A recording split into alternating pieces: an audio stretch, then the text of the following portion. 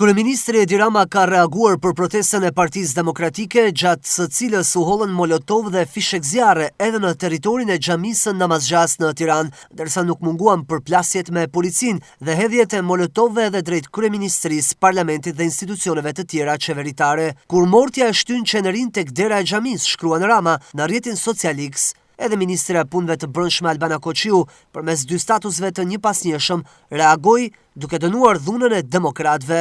Kjo nuk është një protest kundër qeverisë. Kjo është një protest kundër Shqipërisë që punon, kundër stabilitetit, kundër sigurisë së çdo familjeje dhe kundër imazhit të një vendi që sot respektohet në çdo tryezë ndërkombëtare. Ky nuk është opozitarizëm, ky është sabotim kombëtar nga ata që Shqipërinë e duan vetëm nëse mund ta kenë si pronë private, përndryshe duan ta shohin në flak.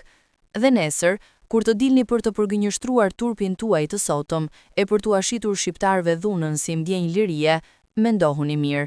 Mendohuni dy herë, sepse Shqipëria nuk është më as ajo e 97-s edhe as ajo e rrëmujës suaj mendore.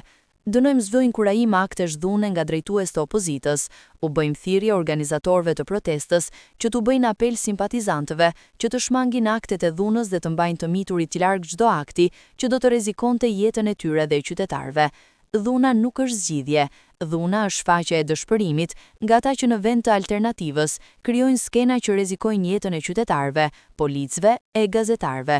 Ata të rinj e të mitur që përfshihen në akte dhune nuk janë as heronj e as trima, por janë të keq përdorurit e atyre që në mënyrë patologjike vijojnë të mbështeten te dhuna, pa mundur të ndërtojnë alternativë tjetër veç shkatrimit. Sot kryeqyteti u nda në dy realitete që nuk kanë asgjë të përbashkët. Nga njëra anë, përulësia e besimtarëve që kërkojnë paqe, nga ana tjetër, banda e çadrave dhe molotovit që me maska në fytyrë nxisin dhunë. Ndërkohë që dëgjohet lutja, ulërin britmat për shkatrim. Është një kontrast që të lë pa fjalë.